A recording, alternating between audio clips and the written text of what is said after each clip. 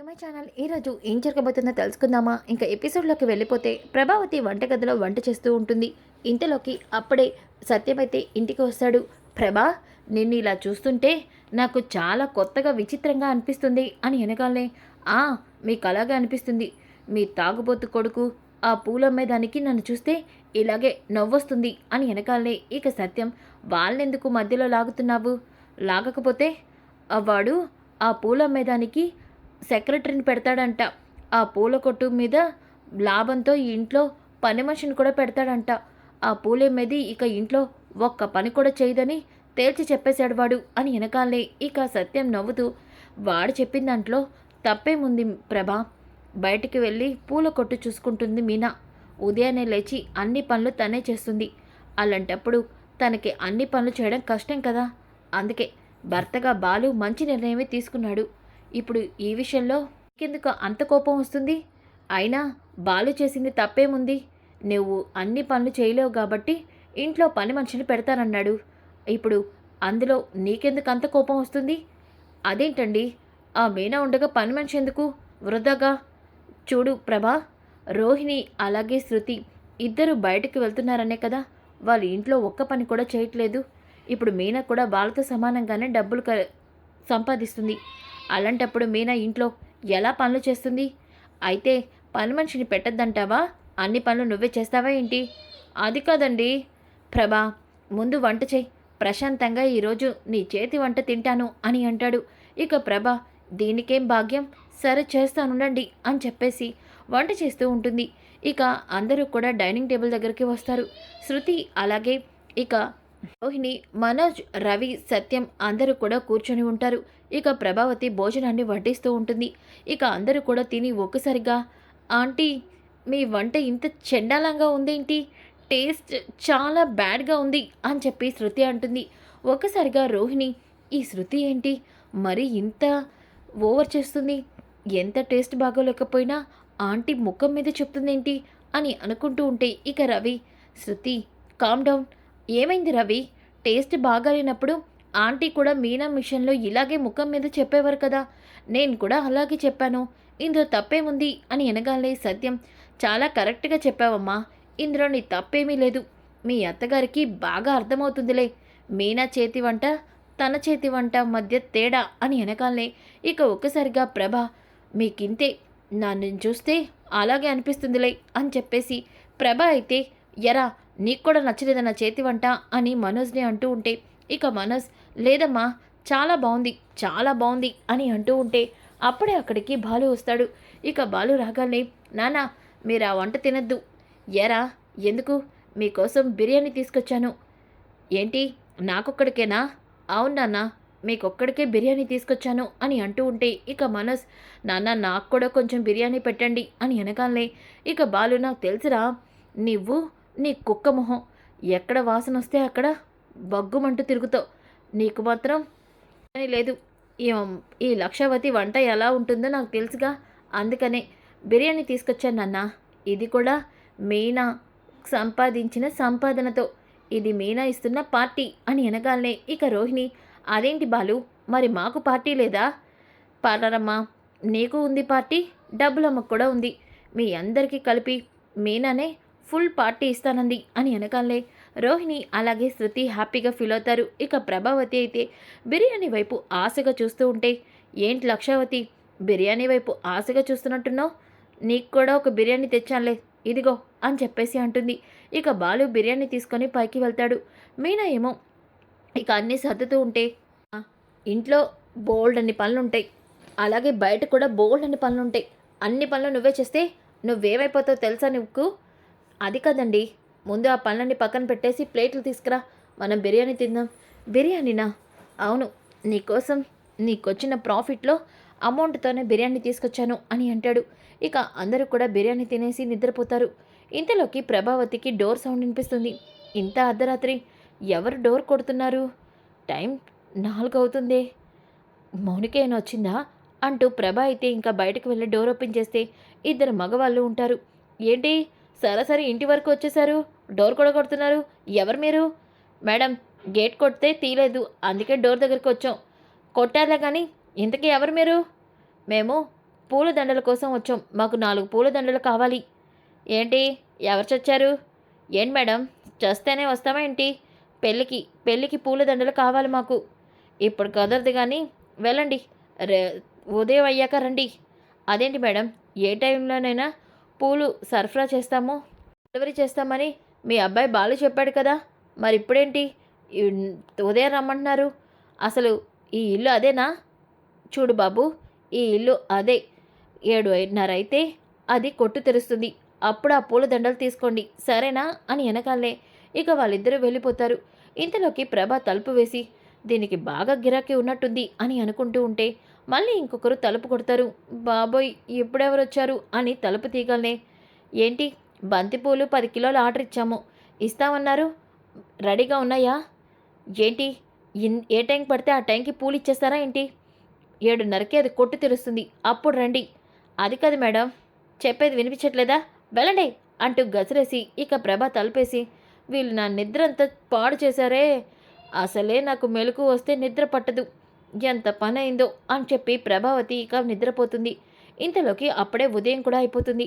ఇక ప్రభావతి నిద్ర లేచి ఏంటో అసలు రాత్రంతా నిద్రే లేదు, అంతా ఈ ముద్రస్టప్ మీనా వల్లే, దీన్ని పూల కొట్టు వల్లే అని అంటూ ఉంటే ఇక బాలు మీనా ఏం చేసింది నేను నిద్రపోవడానికి?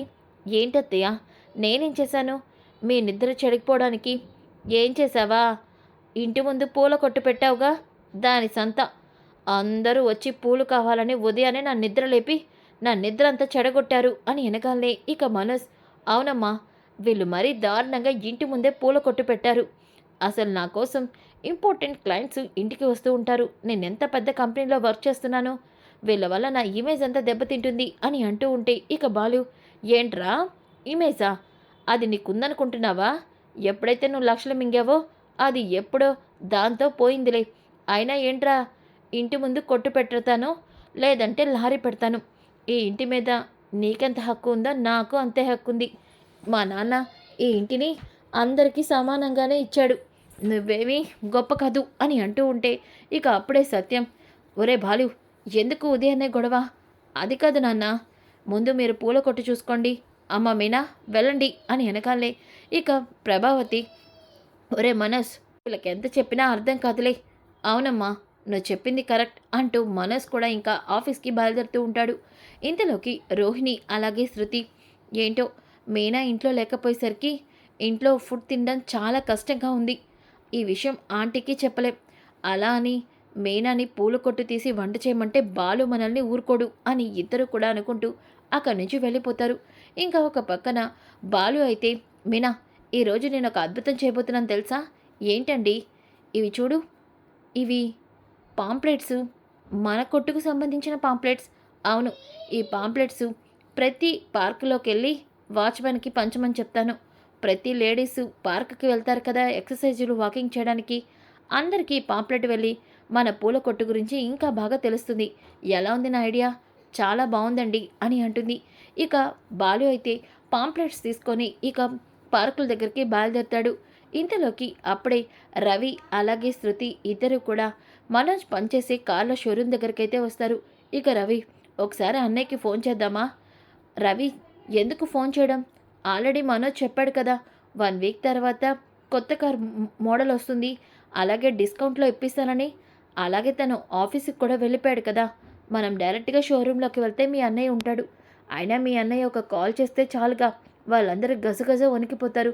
పద లోపలికి వెళ్దాం అని ఇద్దరు కూడా ఇక లోపలికి వెళ్తారు.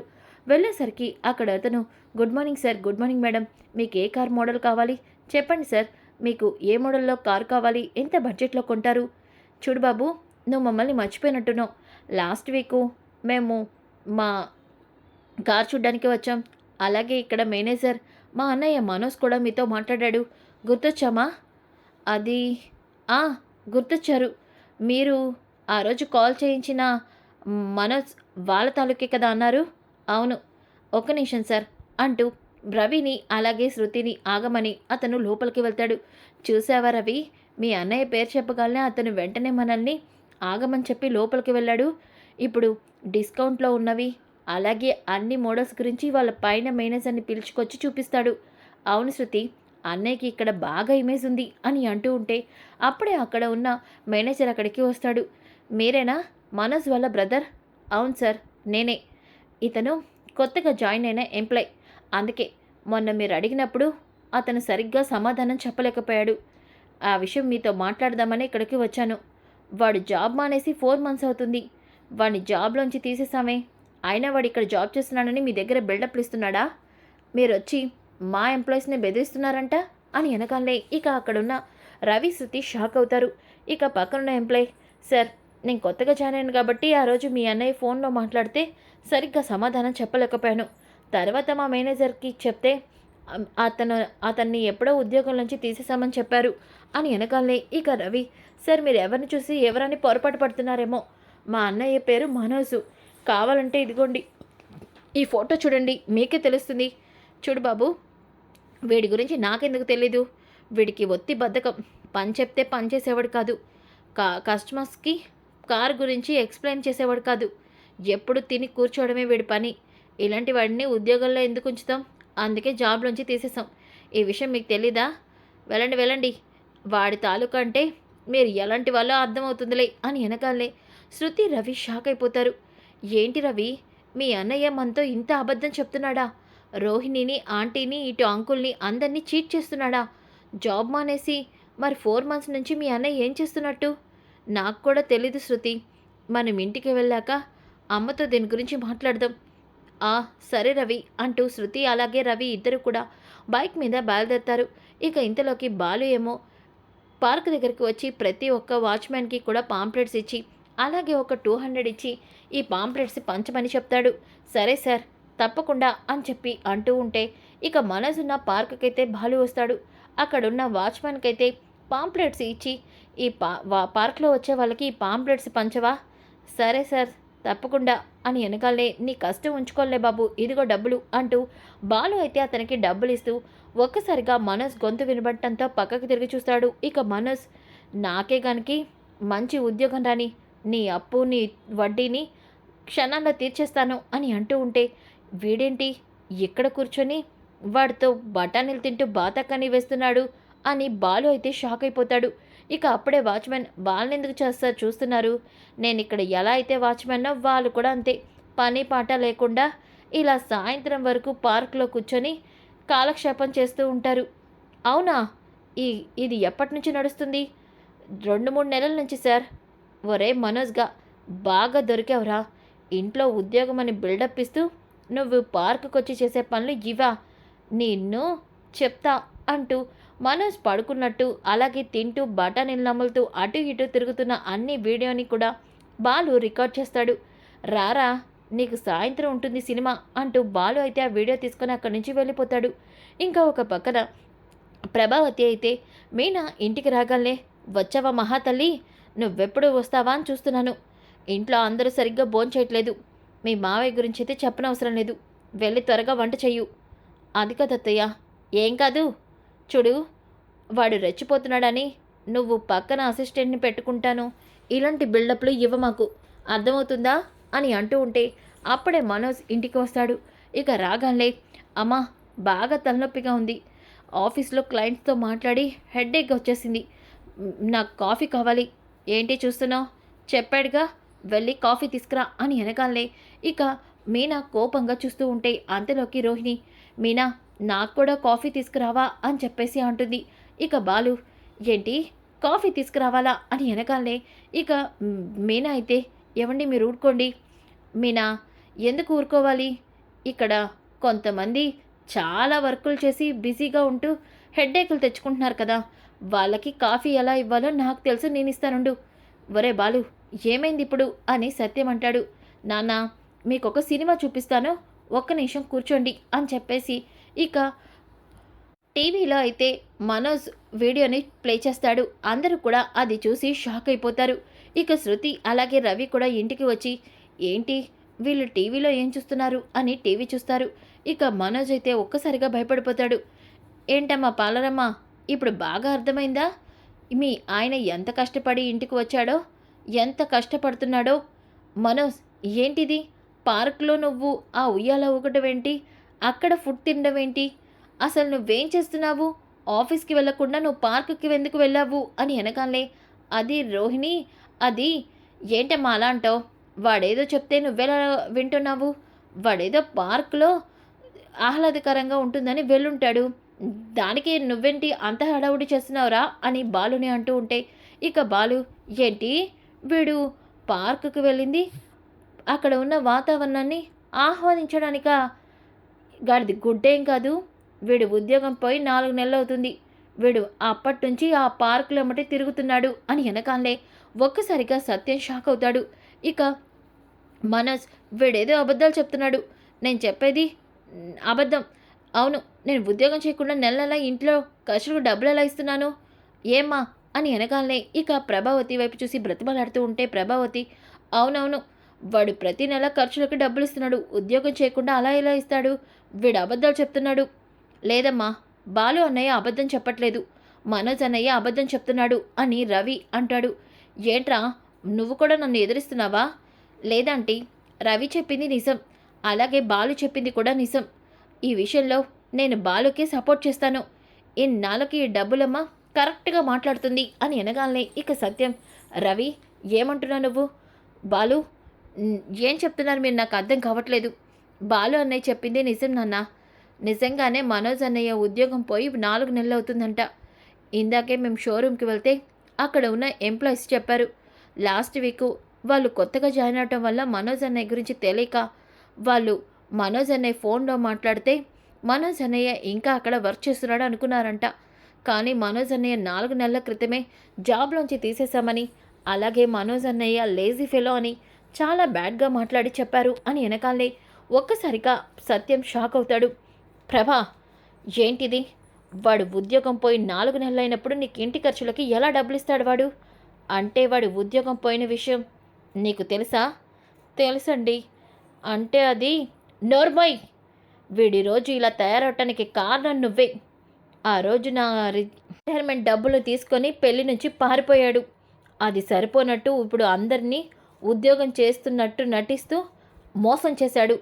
వీడిలా ఎందుకు పనికి రాకుండా చవటలా తయారవుతూ ఉంటే నువ్వు వాణ్ణి వెనకేసుకొస్తావా అని వెనకాలే, అది కాదండి నోర్మై, వీడిక ఒక్కరోజు కూడా ఈ ఇంట్లో ఉండడానికి వీల్లేదు అంటూ ఇక సత్యమైతే మనోజ్ని బయటికి గెంటేస్తూ ఉంటే, అంకుల్ ప్లీజ్ అంకుల్, మనోజ్ని బయటికి గెంటద్దు ప్లీజ్ ఆంటీ, మీరైనా చెప్పండి అని అంటూ ఉంటే ఇక ఒక్కసారిగా బాలు, నానా వాడిని బయటికి గెంటి అనవసరంగా మన కుటుంబం పరువు పోగొట్టుకుంటామా? అది కాదు, మనోజ్తో మనోజ్ ఎందుకు బయటకు వెళ్ళాలి? మనోజ్ కష్టపడకపోయినా నేను కష్టపడుతున్నానుగా. నేను ఇంటి ఖర్చులకి డబ్బులు ఇస్తున్నాను కదా. మరి మనోజ్ని ఎలా బయటకు పంపిస్తారు అంటూ రోహిణి అయితే మనోజ్ని సపోర్ట్ చేసి మాట్లాడుతుంది. ఇక ప్రభావతి, రోహిణి చెప్తుంది కూడా కరెక్టే కదండి. వాడిని ఇంట్లో ఉండడానికి రోహిణి డబ్బులు ఇస్తుంది కదా. చూడు ప్రభా, వీడు చేసే మోసం నీకు అర్థం కావట్లేదు. కానీ వీడి గురించి నీకు మొత్తం అర్థమయ్యాక నిజమేంటో తెలిసాక నువ్వే బాధపడాల్సి వస్తుంది. అర్థం చేసుకో అని వెనకాలనే ఇక రోహిణి అయితే మనోజ్ వైపు కోపంగా చూస్తూ పైకి వెళ్తుంది. మనోజ్ ఉద్యోగం చేస్తున్నాడు, మేము ఎప్పటికైనా బయటికి వెళ్తే హ్యాపీగా బ్రతకచ్చు అనుకున్నాను. కానీ మనోజ్ రూపాయి కూడా సంపాదించట్లేదు. అందుకే ఎప్పుడు చూసినా లేజీగానే కనిపిస్తున్నాడు. మనోజ్ని నమ్ముకుంటే నా జీవితం నాశనం అయిపోయినట్టే అని అనుకుంటూ ఉంటే అప్పుడే మనోజ్ లోపలికి వస్తాడు. రోహిణి, అది కాదు, మాట్లాడుకు నాతో. ఇంట్లో అందరి ముందు నేను నీకు సపోర్ట్ చేసింది బాలు నిన్ను ఎక్కడ బయటికి పంపించేస్తాడని, అంతే తప్ప నీ మీద కోపం పోయినట్టు కాదు. నువ్వు అందరితో పాటు నన్ను కూడా మోసం చేసావు అని రోహిణి అయితే ఇక మనోజ్ మీద కోపంగా ఉంటుంది. ఇంకా ఉదయం అవుతుంది. ఉదయమైన తర్వాత ఇక బాలు, ఒరే మనోజ్, మనోజ్ అని మనోజ్ని పిలుస్తూ ఉంటే మనోజ్ బయటికి వస్తాడు. రారా నువ్వు, నేనెక్కడికి వెళ్ళాలి? ఖాళీగా ఉంటే నీకు ఇంట్లో తిండి అలా వస్తుందిరా. అందుకే నేను పనిలో పెడుతున్నాను. నీ నెల జీతం 5,000. ఏంటి 5,000కి నేను పని చేయాలా? నేను చేయను అని వెనకాలనే ఇక సత్యం, ఎందుకు చెయ్యో? వాడు చెప్పింది నిజమే. ఈ ఇంటిళ్ళ పాదిని పోషించడానికి వాడు కార్లు కడిగాడు. నువ్వు పని చేయడానికి తప్పేముంది? అది కాదండి, వాడు ఎంత పెద్ద చదువుకున్నాడు? నోర్మోయ్, నువ్వు ఇలా చెప్పే వాడు ఎలా తయారయ్యాడు? ఈరోజు బాలు ఏం చెప్పినా వాడు వినాల్సిందే, చేయాల్సిందే. నాన్న చెప్పాడంటే అది జరగాల్సిందే. మీనా పూల కొట్టు దగ్గర బాగా బిజీగా ఉండి బోల్డంత పనిచేస్తుంది. అందుకే ఇప్పుడు మీనాకి అసిస్టెంట్గా పూల కొట్టు దగ్గర నువ్వే పనిచేయాలి పద అంటూ బాలు అయితే మనోజ్ని తీసుకెళ్ళి మీనాకి అసిస్టెంట్గా పెడతాడు. సో ఫ్రెండ్స్, కమింగ్ ఎపిసోడ్ చాలా ఇంట్రెస్టింగ్గా ఉంటుంది. Don't miss. ఈ వీడియో నచ్చితే లైక్ చేయండి, షేర్ చేయండి. Thanks for watching.